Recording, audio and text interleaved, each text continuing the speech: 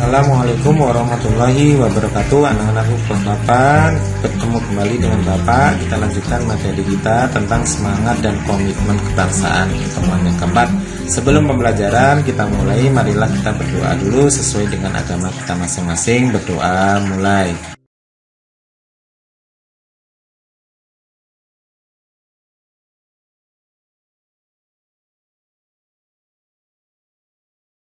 Baik anak-anak, kita lanjutkan materi kita. Yang pertama yaitu mengenai arti pentingnya semangat dan komitmen kebangsaan. Ya, Bapak ulang mengenai arti pentingnya semangat dan komitmen kebangsaan. Bangsa ini, bangsa kita adalah bangsa yang majemuk. Dari bangsa yang majemuk tersebut memiliki kelebihan dan kekurangannya. Jadi ada kelebihan dan ada kekurangannya. Kelebihannya apa aja dari bangsa yang majemuk ini? Yang pertama adalah kita kaya akan suku. Jelas ya, suku bangsa kita banyak sekali. Dari Aceh sampai ke Papua, ya, beribu-ribu suku. Kemudian apalagi kita kaya akan budaya, karena di setiap suku memiliki kebudayaan masing-masing.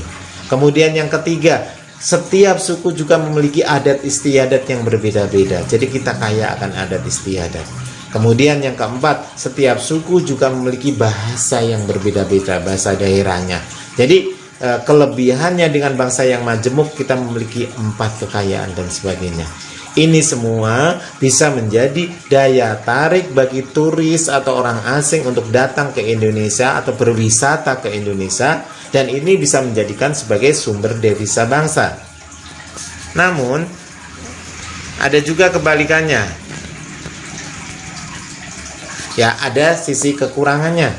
Kekurangannya apa dari bangsa yang majemuk itu? Yang pertama adalah bisa memicu adanya konflik antar suku. Jelas ya, konflik atau perpecahan antar suku.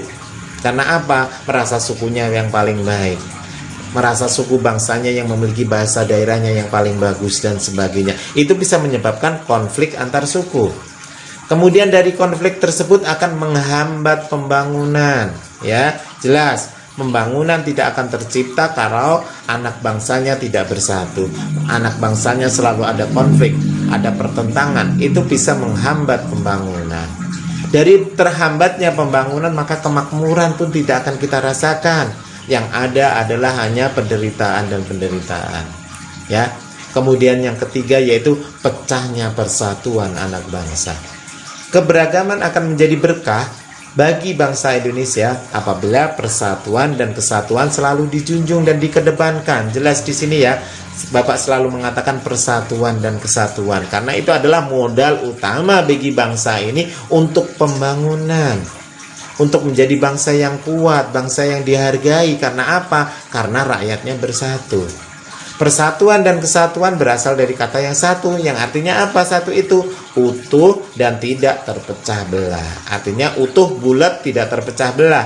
Artinya kita adalah bangsa yang utuh bulat, tidak berkeping-keping. Maka para pendiri bangsa ini dari zaman dulu kala ketika mendirikan bangsa ini selalu menekankan tentang adanya persatuan dan kesatuan bangsa, ya, untuk kemajuan dari bangsa ini. Dalam negara persatuan, seluruh warga bersatu untuk mengatasi semua permasalahan yang ada, khususnya permasalahan bangsa. Dan senantiasa kita ditekankan untuk mengesampingkan adanya perbedaan. Karena perbedaan bisa menyebabkan adanya konflik tadi di awal, ya, Bapak sebutkan di awal.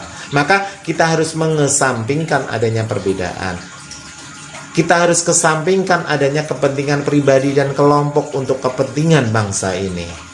Tetapi dalam masalah pribadi mengenai hak dan kewajiban kita sebagai warga negara secara individu selalu dilindungi oleh bangsa ini. Jadi bangsa kita selalu melindungi seluruh rakyatnya, baik secara haknya selalu dilindungi di dalam undang-undang. Sebagai generasi bangsa, kita jangan pernah bertanya apa yang telah kita berikan, apa yang telah diberikan oleh bangsa ini kepada kita. Namun coba kita balik pertanyaan kita. Apa sih yang telah kita berikan kepada bangsa ini? Nah, kemudian coba kita renungkan apa yang telah kita berikan terhadap bangsa ini. Jelas, bangsa ini sudah memberikan banyak kepada kita. Memberikan kenyamanan ketika kita belajar, Dengan kemerdekaan kita nyaman belajar. Dengan kemerdekaan orang tua kita bisa mencari nafkah. Dengan kemerdekaan negara ini menjadi maju. Kemudian kalau kita balik pertanyaan, apa yang telah kita berikan kepada bangsa ini? Sebagai generasi muda, harusnya kita mampu memberikan kebanggaan bagi bangsa Indonesia. Yaitu apa? Prestasi dan prestasi. Jelas di sini. Sebagai generasi muda, sebagai pelajar, kita tunjukkan bahwa kita adalah menjadi generasi bangsa yang baik. Yaitu dengan apa? Memberikan kebanggaan terhadap bangsa ini dengan prestasi. Seperti contoh atlet-atlet atau generasi Indonesia yang telah berjuang di luar negeri demi harumnya bangsa ini, seperti atlet badminton dan sebagainya, atau anak bangsa yang menjadi juara MIPA di luar negeri dan sebagainya. Maka dengan seperti itu negara kita menjadi harum namanya. Kemudian ya, karena di tangan kalianlah generasi muda majunya bangsa ini dipertaruhkan. Karena apa? Kalian harus siap menerima estafet kepemimpinan pada masa depan. Jelas, kalau bapak mungkin sudah tua, tapi di masa depan nanti kalianlah yang akan mengendalikan negara ini. Di tangan kalianlah nasib atau masa depan bangsa ini dipertaruhkan. Jika kalian leha-leha atau santai, maka apa kedepannya bagaimana nasib bangsa ini? Siapakah yang akan menjadi pemimpin bangsa ini? Kalau anak mudanya adalah generasi yang hanya senantiasa main HP, tidak bersemangat di dalam belajar, hanya tergantung dengan internet, ya, mau cari jawaban singkat di Google dan sebagainya, nggak mau ada usaha otaknya berpikir dengan baik. Itu bisa menyebabkan apa? Masa depan bangsa kita dipertaruhkan. Mau jadi apa bangsa ini?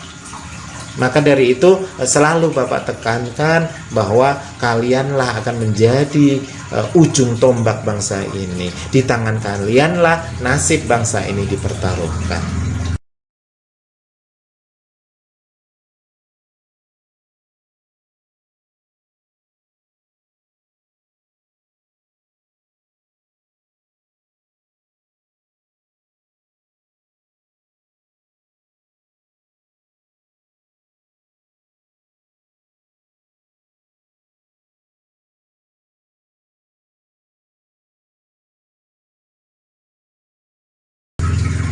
Mungkin itu saja materi yang bisa Bapak sampaikan. Mudah-mudahan kalian pahami semua dengan baik. Kemudian kalian rangkum di buku tulis PKN kalian. Kemudian kalian jawab pertanyaan berikut ini sampai 5 di buku di kertas lembar atau di kertas folio. Paham ya?